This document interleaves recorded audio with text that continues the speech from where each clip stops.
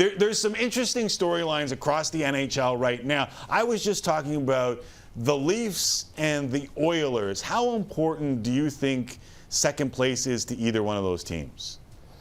Well, I think you want home ice advantage as long as you can get it, right? Like to me, that's important.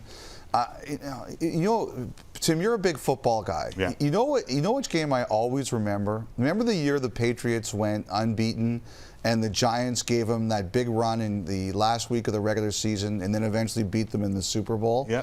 I always thought about that. Like you want to end the season, I think, in general, feeling good about yourself. And also, it's kind of a bit weird. Like some of these teams like Toronto, they might not play, they might have the game tonight, they have the game Friday, and then they might not play again till Monday. I think you want you want to do whatever you can to have your players feeling good about themselves or good about their bodies going into game number one. So I always think that. I think you want to finish on a high.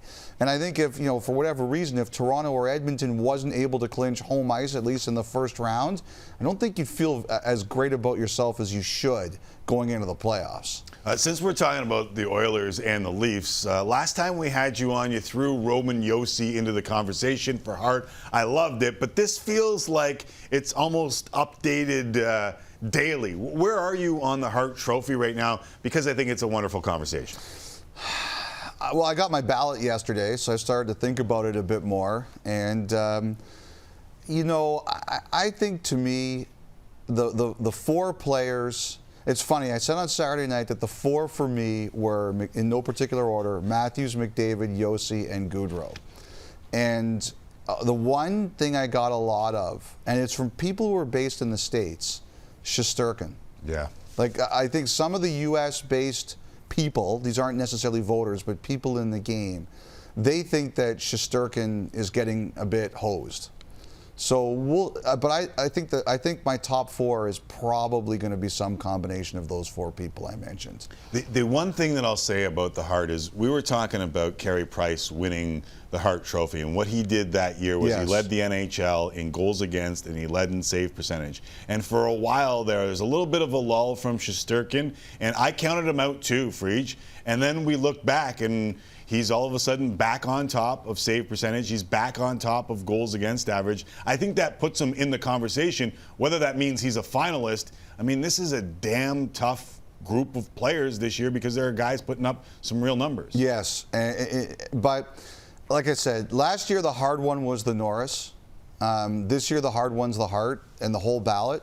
Like, for example, let's just say my ballot is some combination of Matthews, McDavid, Gaudreau, Josi, and Shesterkin. Right. That means I'm not going to be thrilled about leaving Huberdeau, Kaprizov, and Crosby off my ballot. Right. Without a doubt. And their families are going to hate me even more than they already do. Well, just don't announce it on TV and you'll be fine. Well, they're all public now. Yeah. They all come out. Oh, right. Yes. So after the awards are announced, you can't hide. And, last year I did get a couple of people who reached out saying, You idiot. Yeah, but people who were like connected to actual players, so it was kind of funny.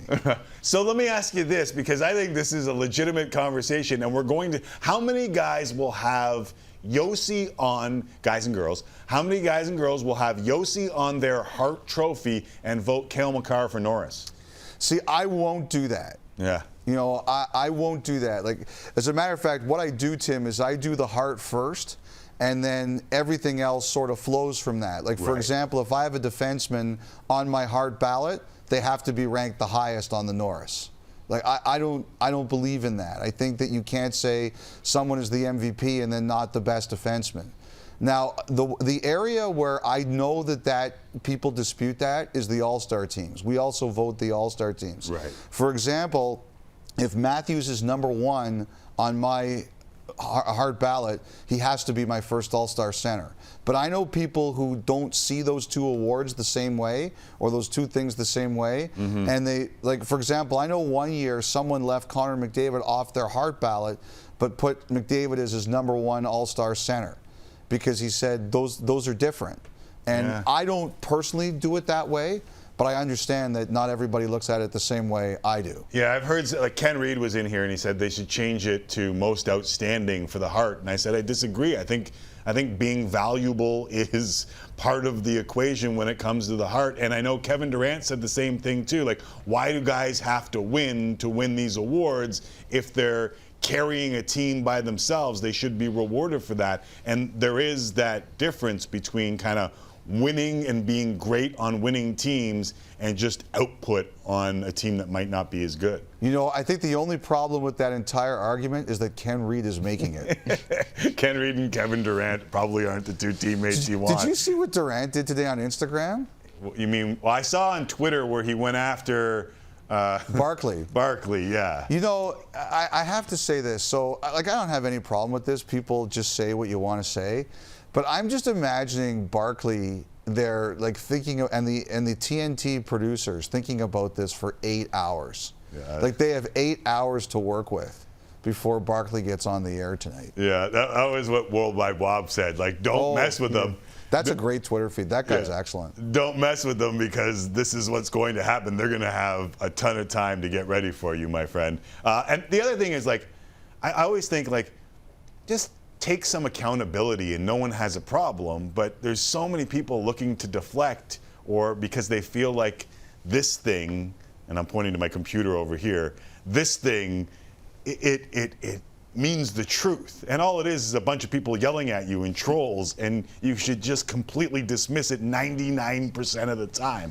But so many people get caught up in it. You know what, Tim? This is the way I look at it. If I had made as much money as Kevin Durant has made, if I had an NBA championship or two, however many he has, and he has, I think, a couple of Olympic gold medals too, I wouldn't care what anybody said about me. I would just be like, you guys say whatever you want.